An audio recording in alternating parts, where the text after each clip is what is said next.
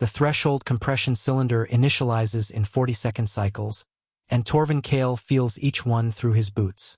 She is already standing at the hatch when he looks at the floor camera. The pressure has been gone for 30 seconds. The chamber is back at standard. She should be on her knees or close to it. She is not on her knees.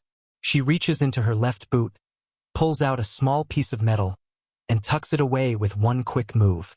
The kind of move you make 100 times a year without thinking about it.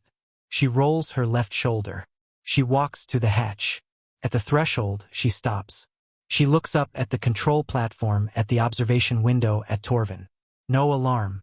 No threshold breach. No distress signal at all. She says 4 words. Is that the test? Torvin looks at his panel. Column 9. Heart rate at exit. 55. 3 points below where she started. His shoulder plates have gone brown-black. In 11 years of running this chamber, they have never done that. You want to know what happened in that chamber? So did he. Session 220 began the way all of them did.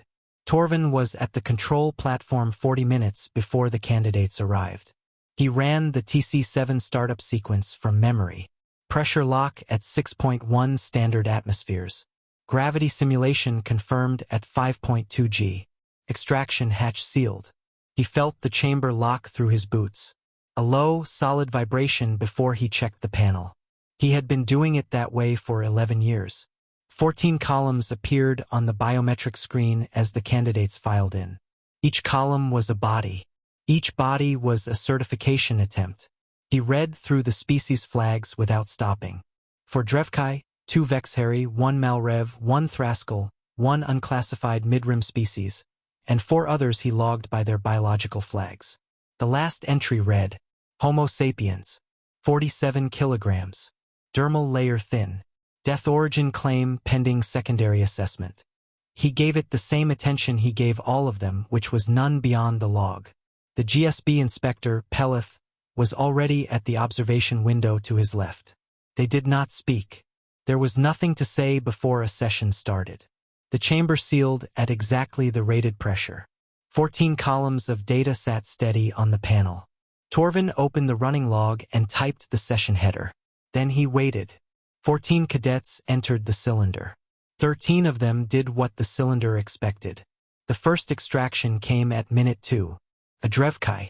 Torvin heard it through the chamber wall. The sound hollow bones make under compression load at 6.1 atmospheres. It was a sound he had learned not to name. He logged the timestamp and initiated the extraction hatch. The cadet came out and went to the medical team waiting below the platform. Minutes 3 and 4.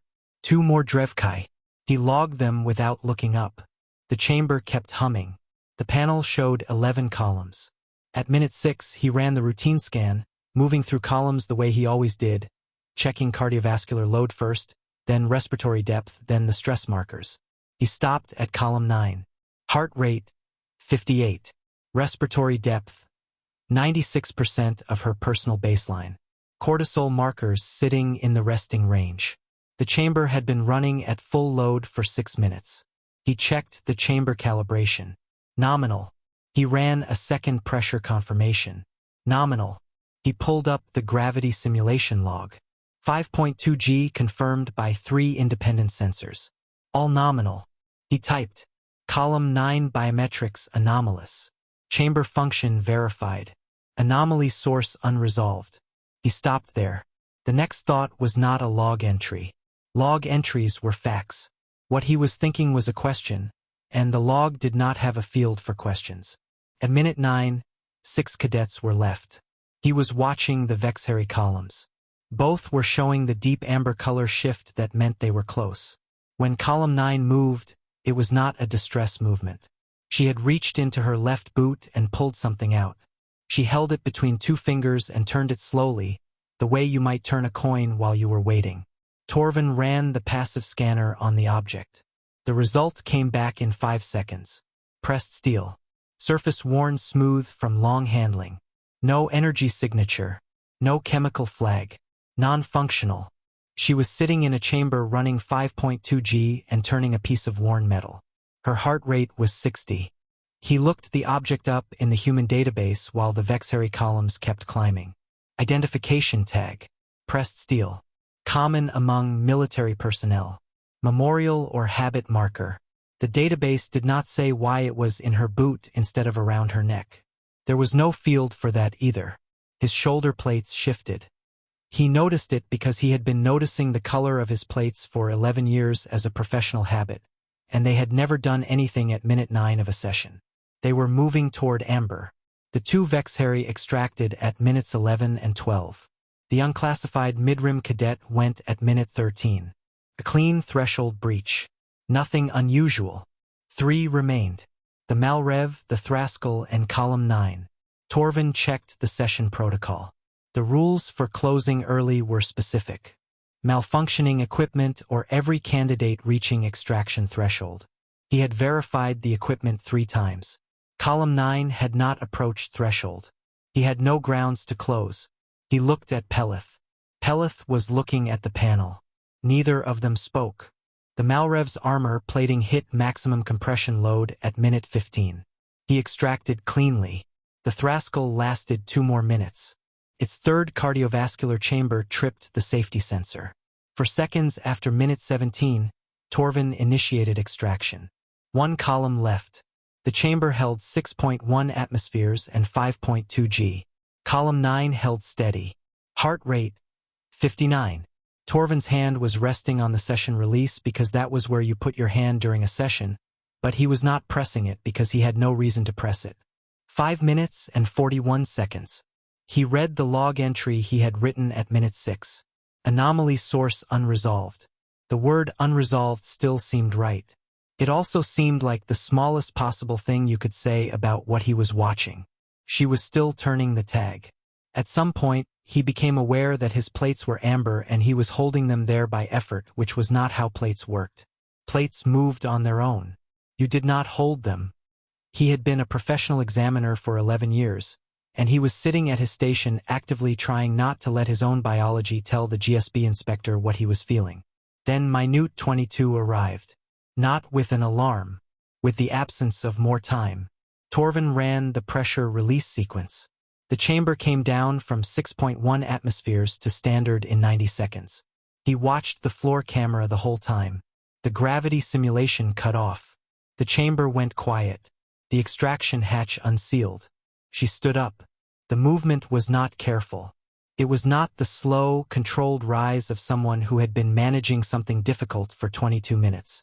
She stood the way you stand when a long wait is finally over. Loose, unbothered, a little bored. She reached into her left boot and tucked the tag back in. 1 practiced motion. She rolled her left shoulder once. Not a wince. A reset. She walked to the hatch. At the threshold, she stopped. She looked up at the control platform at the observation window at Torvin. He was watching her on the floor camera and through the glass at the same time. He was aware that his plates had gone very dark. Is that the test? For words. The station's translator gave him the vocal pattern. Genuine question. Low urgency. The mild impatience of someone who had been waiting for something routine to finish. Torvin looked at column 9. Heart rate at exit, 55. Respiratory depth, 97% of personal baseline. Cortisol markers in the resting range. 3 points below where she had started. He opened the running log. The cursor sat there. He typed what the instruments showed. He typed all of it in order without the passive voice. The instruments were correct. The readings were real.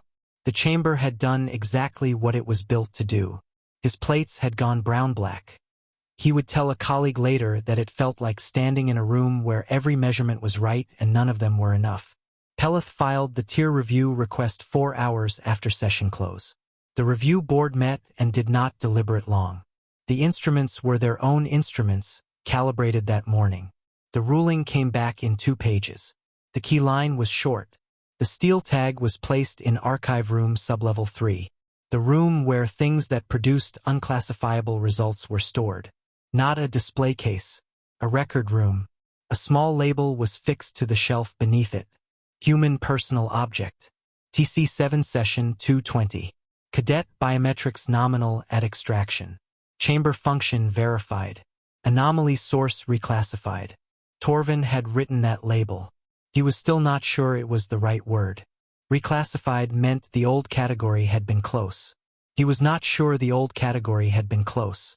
He did not attend the hearing. When his shift ended, he was still at the console running the calibration checks he had deferred that morning. He ran them slowly. There was no reason to rush. The chamber was offline.